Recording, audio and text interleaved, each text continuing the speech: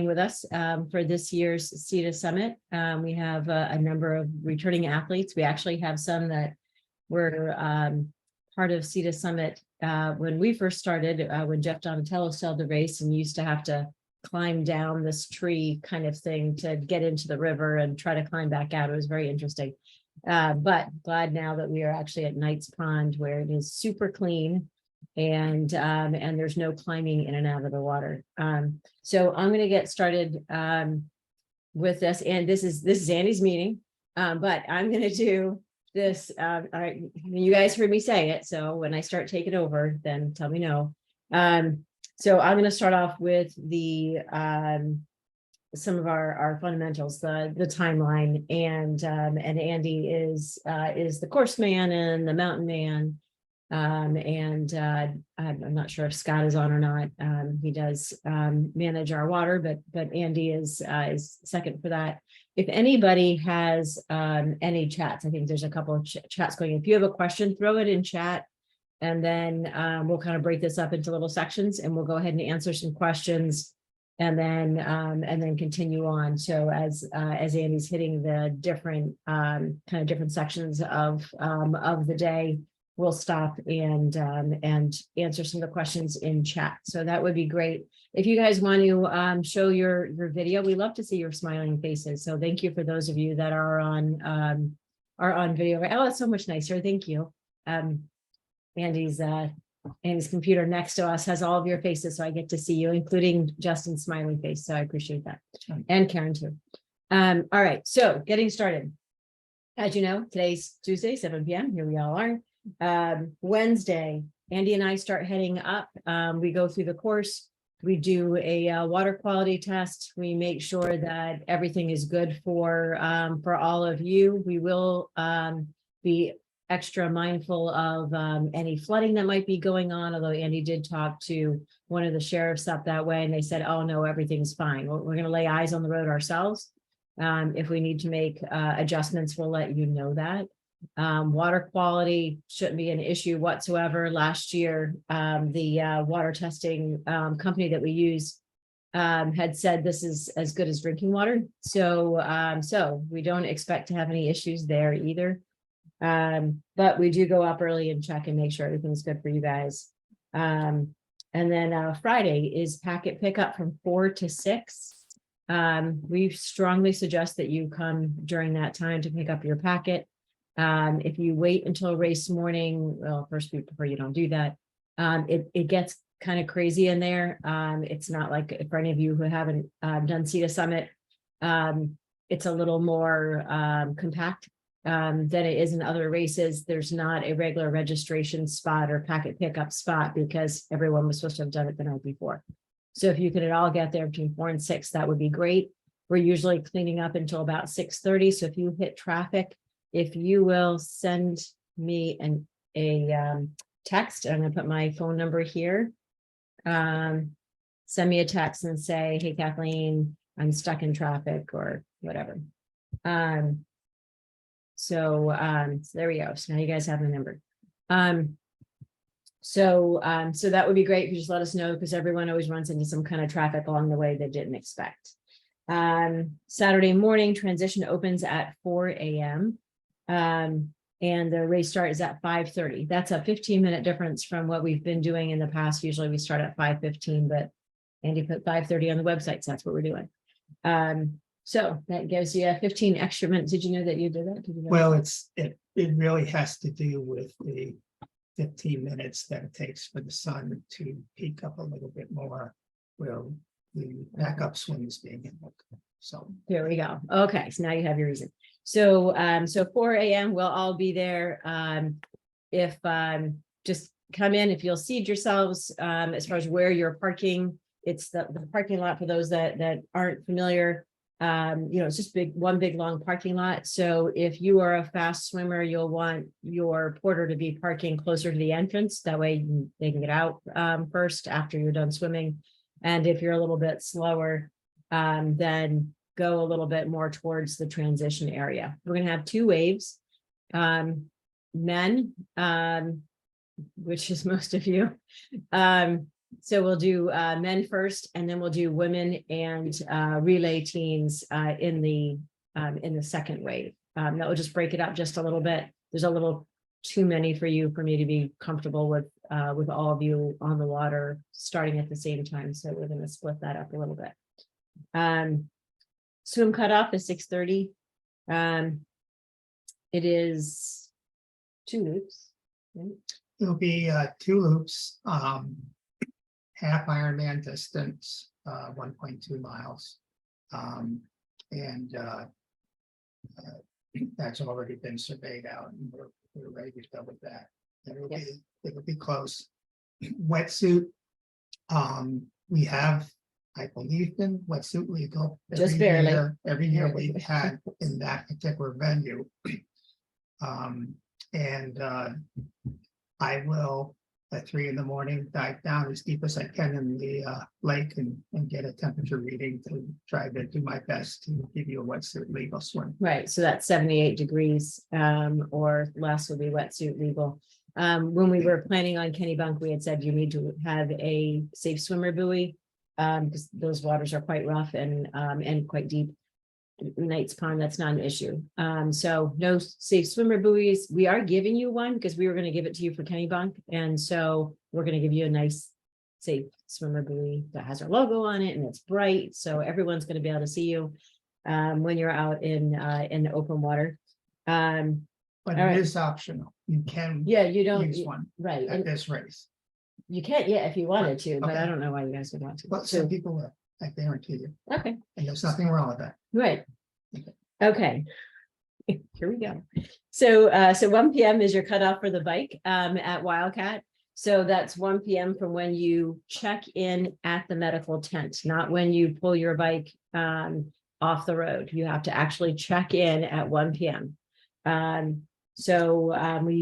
often have at least one person or a few that don't quite make that cutoff, and they're so close they get into the parking lot by like 12:59, but they just can't get rid of their bike and get over to medical in time for the 1 p.m. and then they don't get to continue the race. So if you'll just keep that in mind, sometimes allow yourself a few minutes to be able to dismount, grab your stuff, and go over to medical. To be fair, it'll be 103 or 105. Right. For the yes, exactly. And for relay teams. So and that will adjust moving forward with all of it. Same thing with the swim cutoff, 6:33 for those in the second wave. And then 2:33 for the Hermit Lake cutoff. So it's 2:30 for all the guys unless you're in relay, and 2:33 for relays and women going up to Hermit Lake. In case some people don't know Hermit Lake. So it's the Appalachian Mountain Club shelter, and they call it the Hermit Lake Lodge. So that's the easy part of the course.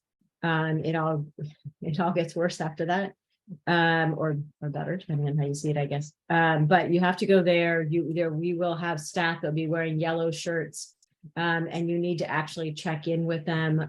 They will write your time down on their sheet. So just make sure that somebody they'll have New England Endurance Event, big bright yellow New England Endurance Event shirts. And just make sure that you've checked in with them, and then you can go on. From the Hermit Lake Lodge, there are bathrooms actually running water bathrooms that really work. And there's a great water pump they're kind of in opposite directions there, but the water is like the best water you'll ever have. So there's usually a line, so keep that in mind. It's about 50 yards after the AMC Caretakers Lodge. They're just, if you're wondering where it is when you see the restrooms and the activity, just go just slightly further and you'll see that. Right, and Mike and Kate will be out there, there's names, and they'll be able to direct you there, but there is usually a line at the water. 4:30 or 4:33 cutoff is at the summit. Post-race turkey dinner will start at 1 and it will go on until 6 p.m. And we're going to do the awards somewhere in here. Andy, you had awards. Oh, around 2 p.m. So that's a bit earlier than what we've done in the past. Usually we say 4 o'clock. And then a lot of people are sitting around. They kind of want to, go and shower So we're gonna do 2 o'clock. If you come in after 2 o'clock and you are first in your age group, our age groups go by 10-year increments. So that's, 20 to 29, 30 to 39, and so on. And then relays, it's only first place for those age groups because there's just not a lot of you guys. Except for overall. Overall is for second, third, male and female. But relays, it's still just the first place relay. So if you've won an award, but you came in after 2 o'clock, we're just gonna keep doing awards throughout. So you come up and then, say, hey, that's me, I'm first place.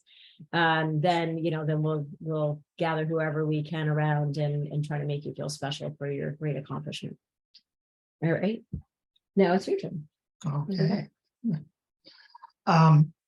Please understand the reasons why we have those time limits in place. By virtue of qualifying, all of you should have no problem at all with the time limits. However, things happen, mechanicals and GI issues. You've all been through it, most likely. But the side of the mountain is the one where the sun sets the earliest, and that face gets dark pretty quickly.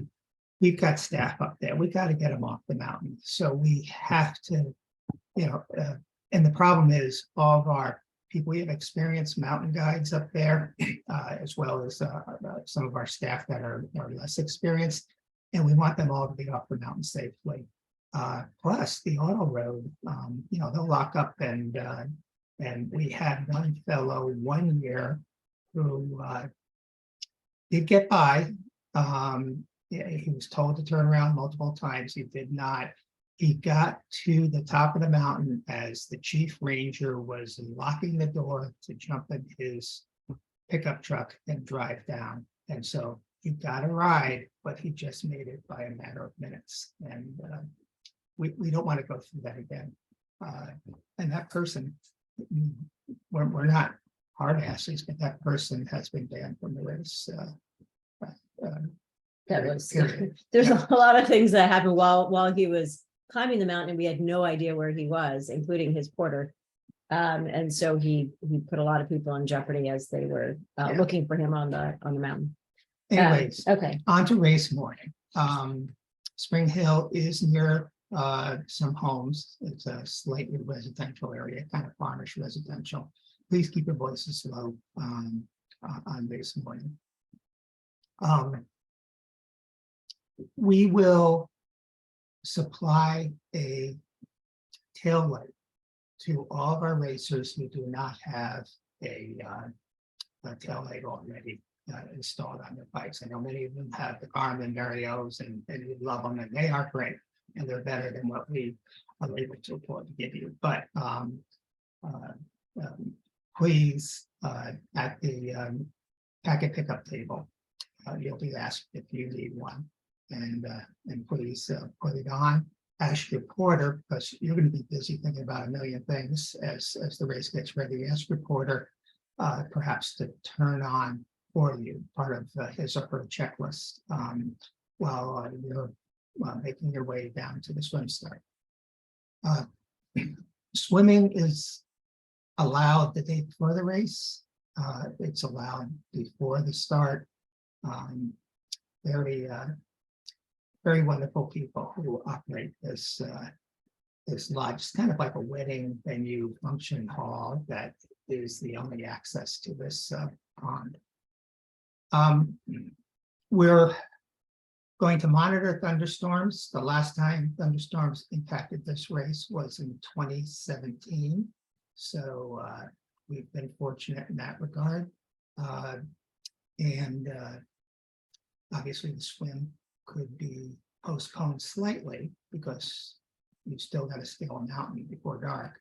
But we'll keep an eye on that, and we'll see. This summer has been unusual in this thunderstorm activity, so we'll see what happens as we go along. All right, so you're going to rack your bike. Our racks can handle 8 bikes, 4 per side. However, we have more than enough for you to rack 3 per side. We I know I don't have to say this, but we feel we're going to have to start saying this every year, so we might as well say it now. No e-bikes allowed, no bike that it has pedal assist, but oh, look, the battery is out. Sorry, none of that. No bike hanging on your car. That is an e-bike. And I know this might be a little bit inconvenient for people on family vacations. Maybe let us know and we can do some measuring. Our swim coordinator, by chance, is a research scientist in the field of infrared imaging. And so we've got a device and we're going to be using that at the event. And Just to make things fair, make sure it's fair for everybody. We're not accusing you of anything. no, and I fully expect nothing to happen out of it, but maybe it gives you some assurance too when you see some guy really going up the hill and amazingly. And we've had a few of those over the years. Right, but only on their own accord. We're not saying that e-bike. The reason why I mentioned even if a bike is hanging on the car, bike changes and wheel changes are allowed en route. And so the only thing we ask is that you move your number to the bike and move your tail light to the bike that you'll be using at that time. There are some racers that would jump onto a climbing, a road bike for the final ascent. And there may be some who will have gravel bikes trying to shave off a third of a mile here and there. You are allowed to visit your porter's vehicles at any point during the race. But once a vehicle moves with you in it, you're disqualified. We will have, I guess we can call them officials, staff members, and we're all triathletes. And we'll have staff members on the course that will be monitoring it for this.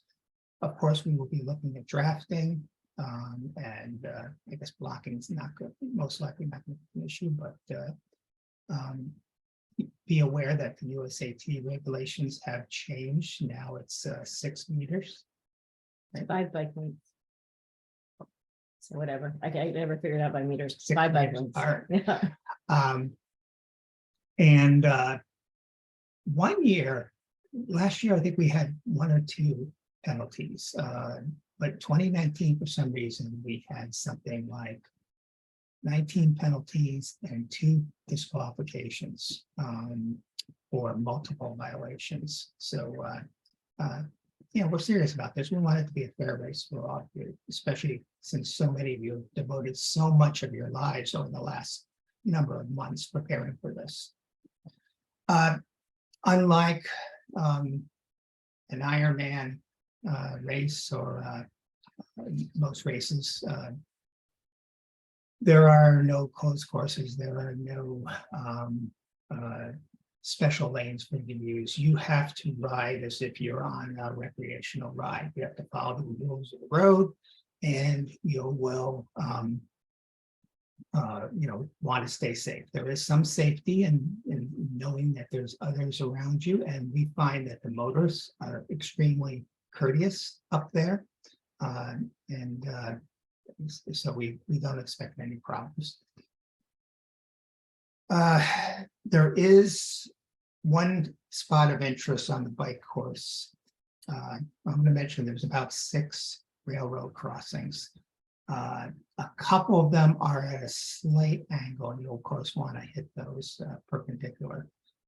So keep that in mind. They're all marked with railroad crossing signs. The most followed route, and actually at this point, I think you have no choice if you want to get to Wildcat, is you're going to be going up 153 from Route 25 to Conway and North Conway, and you're going to go through a very picturesque village called Eaton. We've had interesting conversations, Kathleen has, with Eaton over the winter. Last year, it wasn't the cyclists who were much of a problem. No, we're cyclists too. Oh, cyclists too, or what is? So that's what we end up with, like 60. So that was- there is a little beach. There's like a lake in Eaton, and it's a great place to park, or so it looks, except the porters last year completely took up the parking lot, and then the lifeguards couldn't get in there, townspeople couldn't swim because all of our people were there. And then so somebody had said, hey, you guys can't be here, and at least one of the porters said, oh, no, we're allowed, we're doing a race. You're not allowed. I mean, that's, you can't be blocking people. But when everyone went to leave, there was a sheriff's car there, and he said 60 people, including some cyclists, some cars, drove through that stop sign. And of course, we're told afterwards, and that it went in front of the town select board. It went, the sheriff's department. This was a huge deal in Eaton. And then we got contacted. So do not go through stop signs, particularly when there's a police car there. So please make sure to stop. I know in most races, the police car is there to let you guys through. Not in this case. So if there's a police car and there's a stop sign or a stoplight, please stop at it. And then don't park in that parking lot. It's on 153. And I don't know if you made a note. It's before you, it kind of goes around the lake there. It's like 153. And I have it described in the, Okay. in the, I think we put it it's in the athlete's guide, isn't it? yeah, Okay, so if you look in the athlete's guide, you'll see somewhere and it says, do not park here. And we mean that. It could jeopardize our race if they decide that they don't want our race going through their town, because it's kind of a pivotal spot there. We have like nowhere else we can go to be able to get up beyond that in the course. So you guys, please be mindful of that and make sure to stop at stop signs when there's police officers around in particular. yeah, not just cars, because in this particular Right, it case, was you were, bikes you were, too. you were Yeah. not, no, you were Right. not on that road. I was on the road. I stopped at the stop sign. I waved to the sheriff, who was Okay. leaning against the fence. He He wasn't even in his car. there was Okay. no police car in sight. Okay, Oh, so, yeah. okay. Was he wearing a uniform? Yeah. Okay, well, there we go. No police in uniform. All right. When you get to Wildcat, you're going to be turning right. We will have people there directing as well, as you'll see our vehicles, tanks, etc.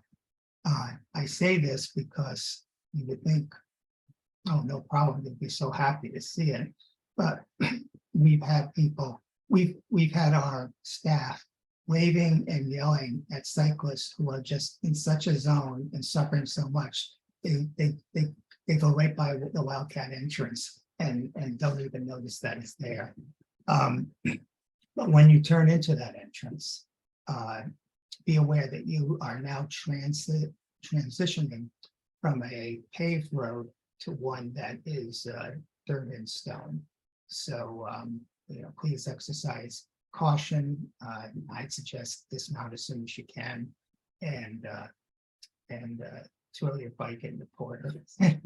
Go change and get ready. Nicely. Can I mention something about Yeah. porters since we're talking about Wildcat? Okay, so porters, you're going to be, you'll get there before your cyclist does. Allow at least 10 minutes for us to be able to check your cyclist bag as they transition to go up the mountain. So you have to allow a little bit of time for that. But when you go in to park, if you'll go to the right, we'll have someone there that will kind of flag you like towards the right, towards the building. You'll see a Winnebago. It's our new mobile headquarters. So don't park near the Winnebago, because that's where athletes will be coming in. But you'll park beyond that. And then athletes, you'll know that your porter is somewhere beyond there, so you're not having to cross over. That's actually something to think about. You guys do like a Google, look at the Google Maps so you can like see where that parking lot is. And then you guys can decide where your porter it plans on parking. We find every year that there's, poor cyclists come in, and for some reason the porter's not. Usually the porters are like right by the entrance, so that way the athlete knows where they are. Sometimes that doesn't happen. The porter went inside to go to the bathroom at just the wrong time. And then the athlete is wandering around trying to find a car among 100.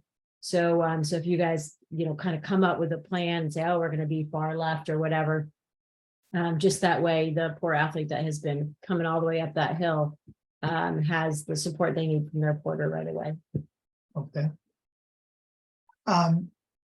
Your porter, we suggest that after you pass Storyland or get to that northern part of North Conway, your porter take off for transition T2. It's good. And that's the time where they will provide the backpack to our staff, who will take a look at it. And there's very good reason for this. It can be dangerous up there, and we want you to be safe. So if the temperatures plummet, which has happened 2 years ago, it was below 40 at the summit. If the temperatures plummet, or if you sprain an ankle, whatever, you want to be ready for that. We do have a rule as to food that you bring that is in excess of 800 calories. We have water, right? And then it's 800 calories in the food. Right. So the 800 calories in food has to be food. I mean, it needs to be gel or solid. It's not 800 calories that goes in your bottle. So that is separate. And I think that I caught a rumor somewhere on Facebook. Someone said, oh, I just throw that out at Hermit Lake.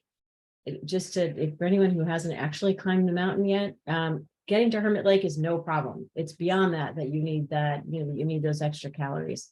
So if you will, do yourself a favor, keep that in your pack. Our staff is constantly giving out nutrition along the route as they're going up and down from the upper slopes, because people realize that, wow, I just blew through the nutrition I had and I need something. So please don't, if we put what you need in your pack, if you don't have the 800 calories of solid or gel, goo, that sort of thing, then we always have extra, and I will be putting it in your pack myself. Please don't take it out. It's for your good. So at least keep it in there, because you're going to get up, you're going to get up in those upper slopes, and if you're not familiar with Mount Washington, if you haven't climbed up there yet, you're gonna appreciate it. Yeah, and our staff, they bring, who are on the mountain, they bring emergency food. The intent of it is emergency. They always go through it because there's people Every bit of it, suffering yeah. who are like, oh my God, I should have brought more. And there's also another scenario, which I think I outlined in the Facebook chat that was going on, where, you're halfway up the ravine, you sprain your ankle, you kind of really hurts. So you pull over to the side and you try to think about it, and you take a minute, you try to ace bandage it so you can get up, but it's not going to happen. So whether you go up or go down, and whether or not our staff help you, relatively soon, you're going to get starved. So that's another reason to have those. Right, and normally you're going to be out there a lot longer than you had intended if you if you have a sprain or whatever the issue is, and then all of a sudden you're planned for, oh, this is going to take me 2, 3, 4 hours to get up, and all of a sudden it's taking you 5 or 6 hours. So that's why we want to make sure that you have that extra nutrition with you. So we appreciate you guys doing it. All right, we beat that dead horse. Go ahead. You're allowed to bring your porter or another companion with you on the run, as long as they sign a waiver. That porter, let's say you go up with your porter and you have someone else within your tribe that's with you this weekend, who's going to drive to the top of the mountain, and to bring both of you down. That porter cannot carry your backpack. That porter must stay with you at the Hermit Lake checkpoint, and also at the finish. If you arrive at the finish and your porter is down the mountain, this has happened, the time isn't taken until your porter gets there. Choose your porters carefully. Yeah.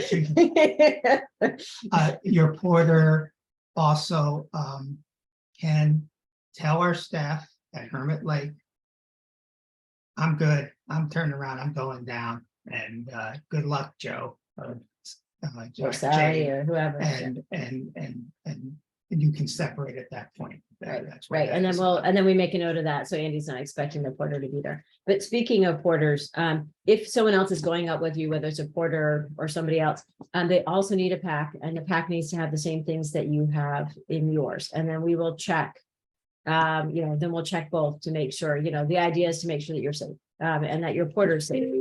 So that would be great. Okay.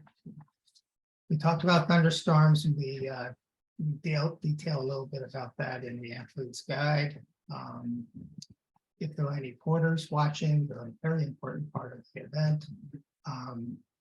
Is something very neat happens every single year with this event, in that some long-term, even lifelong friendships are made, not just between athletes who maybe are near each other in the course and they're talking as they're working their way up the mountain, but even among porters and families and Yeah, that sort of it's always thing. a really neat bonding experience for everybody, for your own clan, and then also with other people. So it's a really special time. Yeah. For some of you guys have been doing this for a really long time, and you can attest to that.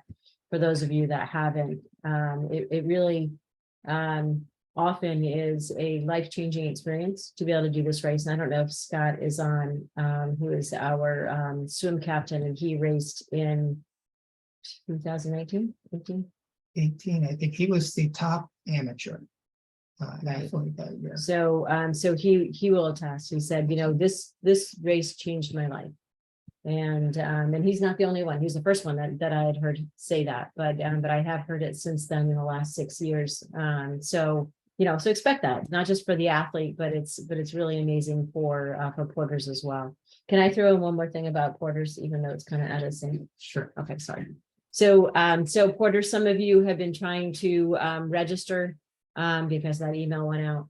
But I had to close registration so I could get the registration, all of your packets and all that stuff together. So if your porter has not had a chance to register themselves, I know a lot of you added your porter information to when you registered that registration, but we need them to sign a waiver. So that's on us. So sorry, we'd have to keep putting in information more than once. So if your porter has not been able to do that, no problem, come to packet pickup. If you had already said, hey, Joe's my porter and Joe's the one that shows up, that's great. Joe just needs to sign a waiver, and we'll just double check his cell phone number. If instead of Joe, now you have Ann is your porter, that's no problem. We'll just add Ann's name, and Ann will sign a waiver and give her cell phone information. So that's no problem to be able to take care of that. It just saves a few extra minutes for you at packet pickup if you had already done it. So don't worry. All right. Go ahead. Okay. So again, porters, you can assist your athlete in any way that does not help them advance in the race. Help them get the wetsuit off? Sure, no problem. Pass them nutrition, no problem, as long as it's not from a moving car and it's off on this side of the road. Post the swim, you're responsible for picking up after your athlete and getting the stuff in the car. Don't tear out of there. You'll have plenty of time to catch up to your athlete. We have staff in the parking lot who will let release porters in an orderly fashion. So don't follow your cyclists. Carefully leapfrog ahead of them and go to the spot where you're going to pull over. Please keep in mind when you choose a place to pull over, there have been some good ones that are not only in the athlete's guide, but also have been suggested in the Facebook group over the past couple of weeks.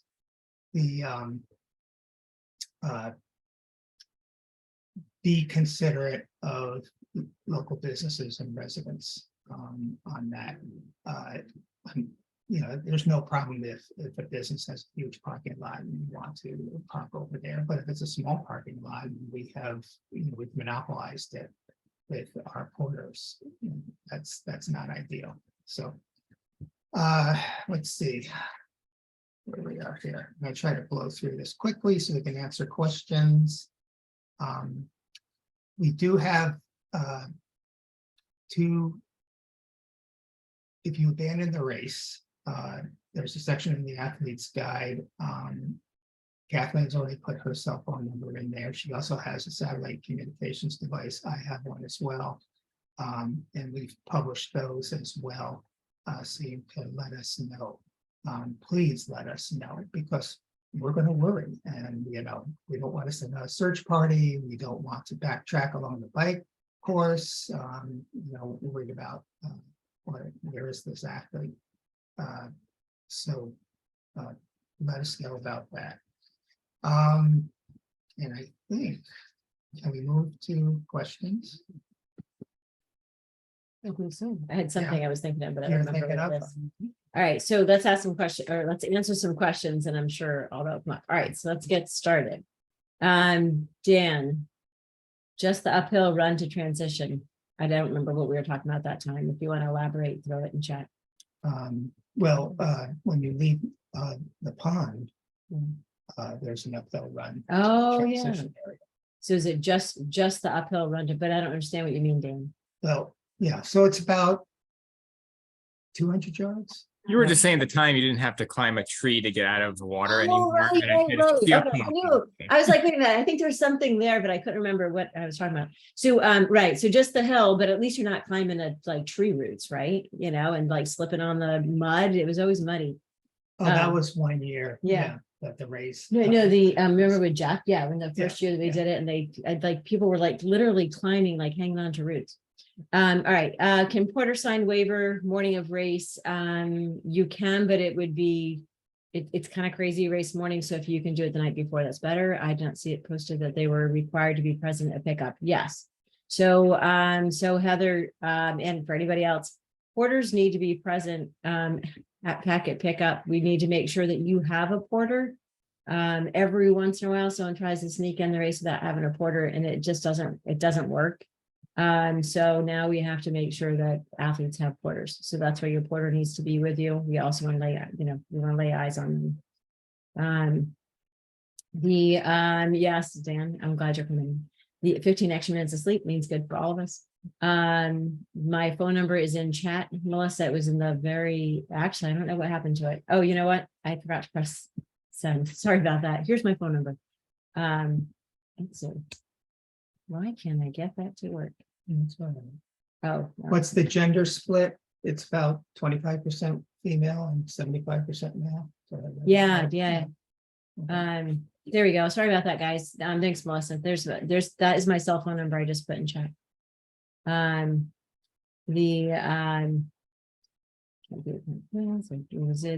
Bike and wheel changes are okay. What about the helmet change? Sure.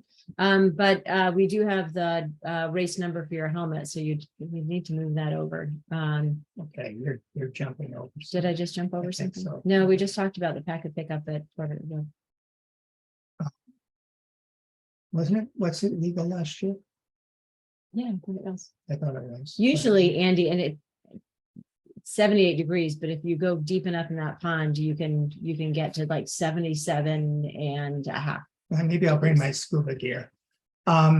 Yes, one way for all the men in the race. Yeah. Correct. Oh, I totally did jump over. I'm sorry about that, guys.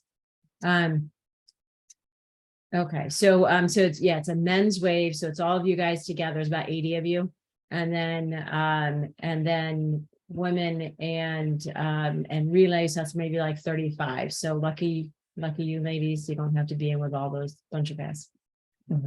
So the two loops, you do not have to get out of the water and run around a cone and go back in the water. You can continue to swim. The way we did it last year, the resort has a pontoon boat, and if it's still floating this year, we'll do the same as the last couple of years that we've had the race there, where you'll swim around the pontoon boat and head off on your second leg. And Chelsea asked about so Chelsea, the ladies and relays are going 3 minutes after the guys, and so we'll adjust the cutoffs accordingly. Okay, T2. You want to talk about that? Just run through that. again. Sure. There's a question about. Okay, so T2, of course, is at Wildcat Mountain. Porters will be coming in, everyone will be coming in from the right, and you'll go down. You might have a picture of it, but I should have gotten it out before. Sorry. So it's a huge parking lot. I mean, like, it's gigantic, right? So the left part, don't worry about. You guys used to park over there, and then athletes were cutting across, like where people are going down. It didn't work. So everyone's going to be on the right side. The first part of the right side, which is closest to the road, that's where athletes are going to be coming in. You're going to see a Winnebago there. If we're lucky, if the wind's not too bad, there'll be an awning out. It'll be kind of obvious that we're right there. So that's where the medical table is, and that's where the backpack check. It's all going to be right there. So so as a porter, you'll park your car closer to the building on that right side. Kind of come up with a plan with your athletes so they have a basic idea of where your car might be. You'll bring your you'll bring your backpack to me or to Lori, and we'll make sure that we've got everything in there. I'm gonna tell you the biggest thing that people forget is batteries. So make sure that you have a spare set of batteries. That's usually where the problem comes in. And if you are really nice, then bring a little extra, because there's going to be somebody that's going to be hunting around that parking lot. The porters all get together and, do you have batteries? I have one battery here and one battery over there. And, you know, you can't, your athlete can't go up unless they have everything in their pack. So, so batteries are usually the number one. And when we say hat, I don't mean a baseball cap. I mean a worm cap, because if you end up being stuck out there, let's say, and he was talking about the, you know, an injury, and you end up out, you know, on the mountain, and it's getting dark and it's getting cold at the top, you're going to want that hat. It doesn't have to be like a big giant woolly hat. I've seen that with the pom-pom and everything, but it could just something that's going to be able to cover your ears. All right. So T2. So then, yep, porters are parked. They bring the pack. Right. The athlete comes in, goes to the medical tent once they're ready, and then they start their climbing. Yeah, on the medical check, we've always had a medical professional handle the medical check. Just want to make sure that you're in good shape. And then sometimes we have asked an athlete to take a little break, get something to eat, maybe rest for a minute or so, a few minutes before they get going. We've had nurses do it. We've had paramedics. We've been very fortunate the last 2 years. We have an ER doctor from the Portland, Maine Medical Center who has been working with us at this event. She will be there. If she suggests that maybe you need to take some time before going, please don't argue with her. Right. She knows She's a what she's pro. doing. Yeah. And usually it's just like, hey, sit down for just a minute. Your heart rate's a little high or whatever else. And then you keep going. So that would be fine. Is transition like Pumpkin Man? I don't know, because I haven't done Pumpkin. Yeah, unfortunately, Pumpkin Man has always been the same weekend of our favorite race, which now we are directors of, but it was our favorite race, even as triathletes. And so we've never into Rachel's event as much as we wanted I to. know we want to. We do use her mats though in the water. So Mike, who is going to be at Hermit Lake, asked me to reiterate the safety on the mountain, particularly after you get past Tuckerman's. That's where it really gets much harder if you haven't climbed yet. So just make sure you have your nutrition and everything that you need going up, because it's like the race is only a quarter of the way over when you hit Hermit Lake, yeah, as far as timing. So so if you'll keep that in mind. All right. You know, we have an official racer time at the finish, and that is 4:30. I'm trying to think. I'm trying to think if we've ever had an issue with someone missing it, aside from that one guy who showed up at as the ranger was leaving. That didn't make cut off? That didn't make Yeah, we cut off. do. We do every year. Yeah. Yeah. Okay, that's right. We had that woman that we walked up We with have years ago. we actually anywhere from Okay. 1 to 3. Power meters are okay. Fine, yeah. Okay. Racking bikes at packet pickup or in the morning. No, in the morning. I don't want to be responsible for your bike overnight. There is security there, but yeah, we don't. But that's yeah. How many racers? We've got 120. We- Our permits for 125, so we don't have more than that. It's about that. So we're somewhere in there. And then Ally, you're asking about porter. So I had to turn off the porters because if your porter signs up, but I've already pulled all the registration and done all of our little sheets and all that stuff, and we would have missed them. So so just porter come in the Friday when you come to pick up your packet, and we'll double check any information that you might have already provided for that porter. If you have a different porter than what you originally registered with, that's no problem. We'll just make that switch. We'll just, for porters, you're going to sign a waiver. You're going to tell us your name, and you're going to give us your cell phone number. And that way we can, every once in a while, you know, an athlete hasn't checked in yet, and we're worried about them. And so we'll usually call the cell phone of the porter. So speaking of cell phone, which nobody has mentioned so far, but maybe it's farther down, reception is terrible, like 3/4 of the course. So so if you'll be mindful of that, for those of you that have been doing the race, you might like tell everybody else. Effingham is just an effing mess. So there is no reception there. So if you can remember, that's how I remember it. Effingham is really, really effing tough. So you will have no reception there, so don't plan on it. And then there's other spots. Wildcat, I have trouble with Wildcat. I have AT&T. Andy has Verizon. He has no problem. So there's like different spots in the course where the reception's good and the reception's not. It's just for you guys to be So aware of that. be aware of that. That's the reason Kathleen That's and what I I'm doing. have satellite. That's the reason Kathleen and I have satellite texting devices, because sometimes a message does have to get through. There was a little bit of a discussion in the chat about hitting the 6 railroad crossings. And yes, so we will also do a bumpy road report on Thursday night, added to the athletes guide as well as in the Facebook group. Should it be raining, railroad, for those of you who spend all your lives on Zwift, except for races, railroad ties in the rain can be a nightmare, to the point that I have seen very accomplished triathletes get off the bike to go over railroad ties, and then mount the bike again, do it almost like a cyclocross thing. So just keep it in mind. It should be raining. Okay, can I answer this? Scott's done his question. I don't know where you are. So Scott, with the Wildcat, there is no separate area that is for porters. But most of the there's only a few people that be going into Wildcat because there's the what is that? Yeah, there's a chairlift there. So, but there's usually very few people that are doing that. They're doing that off to the side.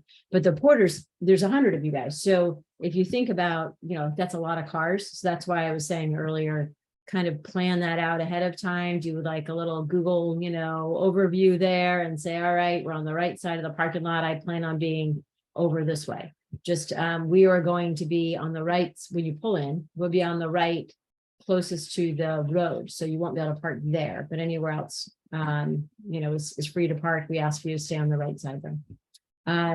Yeah, and so there are no bike racks in T2. We found that they just aren't used. The athletes usually pass their bike directly to the porter. They might do it near the entrance. They may want to go get in the car or the van and Yeah, usually they get try some off nutrition stage, and whatever, yeah. and then they pop out of it and head over to the medical tent. It all depends on what you might think might work for you. All right, first aid kit. It can be just one of those small first aid kits. Eastern Mountain Sports, REI, Backpackers first aid kit is fine. Just the basics. Although we do ask for a Spanish. Right, but that's separate from the first aid kit, because most first aid kits don't have it. You know, as long as it's a kit, I guess. The package check at Wildcat parking lot for the porter before the athlete arrives. That's correct. So you want. Right, to- did you jump over and mark? Porter, them? Did I? Yeah. Porter signing the waiver at Packet Pickups, perfect, Mark. That will be the best way to do it. Okay.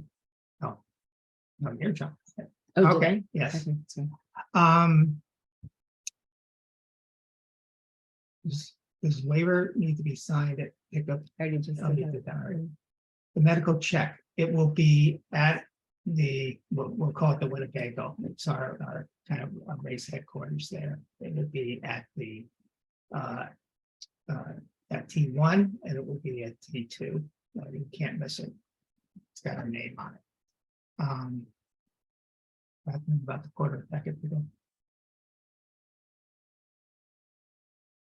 Helmet change is fine. Right, that was a long time ago. So Okay. Chelsea wrote, you guys are like, it's like rapid fire with the chat, chat. So Chelsea, the pack at Wildcat needs to be checked before the athlete comes. You don't want to slow your athlete down. So that's why we say 10 minutes. So in the athlete's guide, it kind of lays that out, I think, a little bit, a little more. Make sure that Porter is there at least 10 minutes before the athlete plans on going. And so Andy's suggestion was once they pass the Storyland, right? Thank you. The Storyland there, you can go ahead and, or your porter can go ahead and head up the mountain because your athlete's got a long way to go. And then that will give enough time to get over to Wildcat, to park, to go to the bathroom, to get all your stuff together, to come bring me the pack. So that should allow you enough time to be able to do that. You do not need to wear your bib during the bike leg. And matter of fact, 90 miles, your number would probably be lost if you tried it. So it's just not bothering with the bib. Dr. Heidi is our doctor. She has her own methodology. I'm not going to try to explain it, but she's been practicing for probably over 30 years, and she knows. She usually knows from a look. She does. What's the story? And so Stephen asked about the porter signing in. If the porter is going up the mountain, then I need the porter's pack as well. And then we note that on our sheet and we make sure that Hermit Lake knows that. And then Andy up at the summit also knows that porter is going up. So we want to make sure we keep everyone safe and accounted for, including porters if they're going. Okay. The swim will be 2 mass starts. It's from a timing perspective, it's the best way of us doing it. If you're a little nervous about being in it, do what I do, go off to the side, or even just take it easy at the beginning and find your spot and find your rhythm. There's a question about does this qualify as a hat? It's a Bondi band go under a baseball cap. Oh, yeah. Do you know what those are? Yeah. Yeah, if it's covering because it's covering your ears, it's something to keep your head warm, then that would be okay. So that sounds like the ear warmer, which is the next question, is okay. No, you need to be able to cover your scalp though. I mean, I want your ears covered, but the idea is to keep the heat in. That's true, because hypothermia, the number one spot on the body where you lose heat is off the top of the head. Not the Right. ears. So no ear warm. I'm saying have something cover your ears because people have come to me with like a baseball cap. I'm like, that's not really working. All right. And then there was another question. Dan, you are full of questions today. The waiver, if your porter can't come to packet pickup, then your porter needs to check in. This is good for everybody. Several people have asked about porters coming and all that. Porters need to check in race morning. The athlete will not be able to race if we have not seen that porter. So, so if you can please keep that in mind and make sure that your porter checks in with Dawn and Lori, who will be, probably will still be a tent set up. They'll be over near transition, and Dawn's usually running around with a clipboard. Didn't the porter get lost one year? The athlete arrived with no porter, no. Oh, backpack? that was at T2. But and that was Mindy's porter. she's not racing today. Okay. So, but they're talking about race morning. Okay, So if your porter cannot be at pack a pickup on Friday, then your porter has to check in race morning or you will not be able to race. second rechargeable battery is fine. The shirt that porters wear, we ordered the shirts. I don't even know what they look like. Bob Keyser, are you on? I think he is. Bob Keyser does our shirts. And he's with Keyser. Bay State. Keyser He's with Sports, Bay he's with Bay State. State. He's part of Bay They State are, Attention they Racing. we're picking up the shirts tomorrow, so it's on memory. I think they are charcoal gray and they have black lettering. Is but that what the porters wear? But yes, the porters have Oh. the same shirt, but it will say support crew on the back. Alright. So it's a super cool shirt, similar to last year, but not exactly. The porter can meet close to the sign, but must be in the parking lot. Can't be on the road to take away the bike. Wait, we got me lost. What it was that? Wondering if the porter can be close to the sign as you enter into the Wildcat parking lot, the cyclist, and Right. take the bike. Yeah, you just need to be down the hill a little bit because otherwise someone's going to be coming, like could be coming right behind your athlete. So, so you don't want to be in the way of somebody else coming in because they, athletes kind of come screaming into there, even though there's gravel and that could be dangerous. It's just kind of the nature of it. Yeah. So yeah, you can be close to the sign, like maybe down a little bit more, just so you're out of the way. So someone noticed they varied run times in prior races. I think there's two explanations. One is sometimes the run course has to be modified due to conditions at the summit. During COVID, New Hampshire didn't allow us, even though everybody kept separate and we followed all safe protocols. New Hampshire, their summit was closed. And so we finished on federal land. The US government was okay with it and they gave us our permit. So the athletes did not have to go as far when they were actively racing, although they had to continue up to the summit after they reached the finish line. And the last reason was, I think in 2019, was it, or so, we had a fellow, the winner was a 4-time Olympian in cross-country skiing. He's the only person we ever saw sprint up the hill and The mountain. the mountain, yeah, and that was something to see. Right. So yeah, so he was super fast. The shuttle. So the shuttle is not completely reliable, just for you to know. Once there, you can't book it in advance. And if they're full, they're full. Andy and I had to hitch a ride down the mountain last time that we went, because we had gone up there together. That's right. We were on a hike, we got to the top and the shuttles were all full. And it was the last shuttle of the day. So that kind of stunk. But so we found a nice German couple that took us down to the bottom. yeah. So it works. So you can hitch a ride down if you have to. Okay, there was where Low gear driving up and down the mountain. Yes, that's a good idea. And there will be signs and literature to that effect when they get their tickets to go up there. oh yeah, but to mention tickets going up, the auto road toll is on the porter. That is not something that's included in your race. Most of the area hotels though have like discount coupons. So be mindful that you might better get some of those. Okay. To have a spare wheel or a tire in your porter's car so you can just swap out if you get a flat, that's okay. And that's a great idea. Thunderstorms forecasted for after 2 o'clock on Saturday. What we found from our experience up there is that the 4-day out forecasts are rarely accurate, and that can go both ways. Sometimes it gets worse and sometimes it gets better. But if there are thunderstorms, that it could be a danger, we will consult with the rangers, we will consult with our weather charting, and it is possible, although it's never happened, it is possible that at Hermit Lake, you may be informed of of an alteration to the run to keep you safe. So we'll be watching that. We don't want to have people up there. We might err on the side of caution. Hopefully you all understand that and can appreciate it. Right, we don't want you above the tree line during a thunderstorm for obvious reasons. Okay, and then USAT question, this race is not USAT sanctioned. USAT had been pretty strict about how you sanction, like you have to have like it was more traditional triathlons, like with a real transition area and no one helping you and all that kind of stuff. And this race is kind of the opposite of that.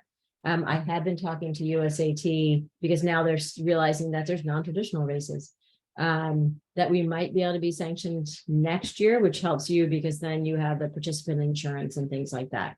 But this year we don't have it, so you don't need to worry about having your annual or one day. Okay. Did we get through them all? We did, but there was something, somebody said something or asked a question. I was like, oh, that would be good to tell people, but I don't remember what it was. All right. Did anyone have any other questions? You guys have been so good and so quiet too. On Friday afternoon, Scott and I will be down at the swim course. And Scott, who's done the race, loves to chat, and I'm happy to answer any questions. Kathleen, meanwhile, will be up at where the transition area Right. will be. Right. I'll be up at packet pickup. So I'm happy to answer any questions.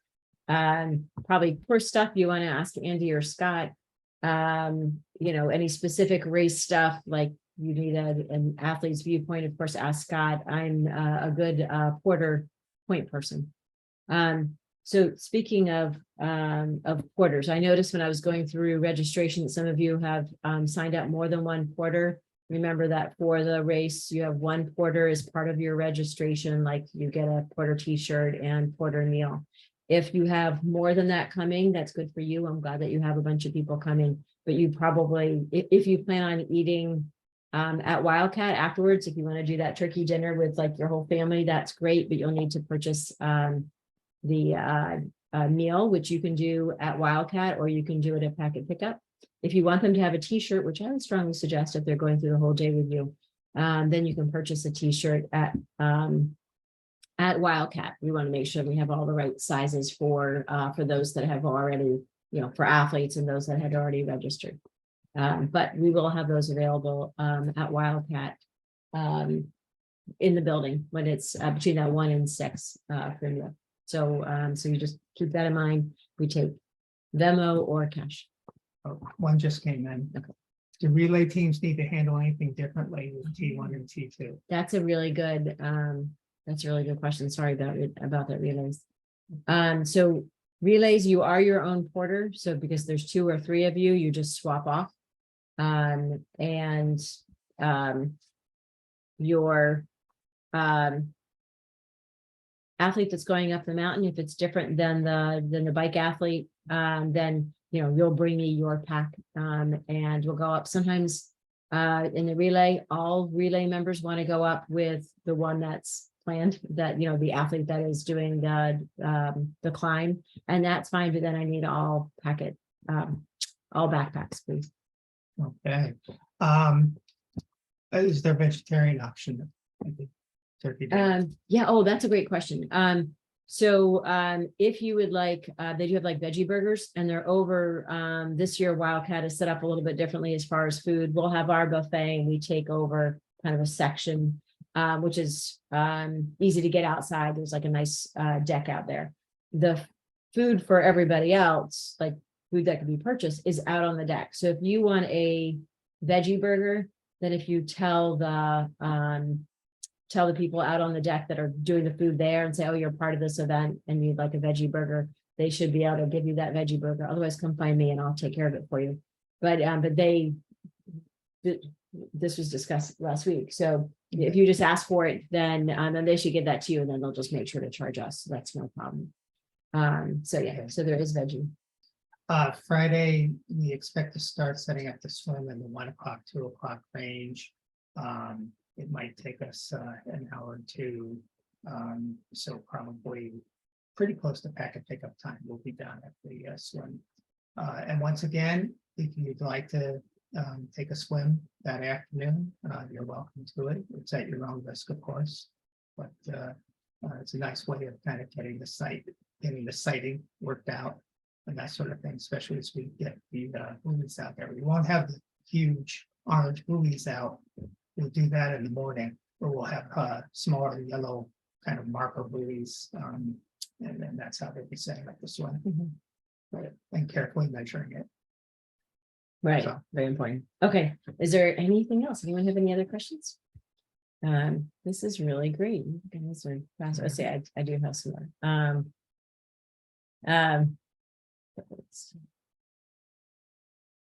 Oh, that's very nice of you, Brian. So there's an extra porter meal if anybody would like it. Any pros, it's always good for us to kind of know in advance. One thing, we do get phone calls from sports editors and such afterwards, and it's good for us to know who's there. There is one former pro in the audience, but I know she'd be embarrassed if I mentioned her name. Former world champion Karen Smyer. Nice to see you. Anyway. So, and we look forward to seeing you all on Friday and Saturday. Great. Thank you all for being a part of this. You have a great night. We'll see you. We'll Take see you care now. Friday. Bye-bye. Thank you. Thanks.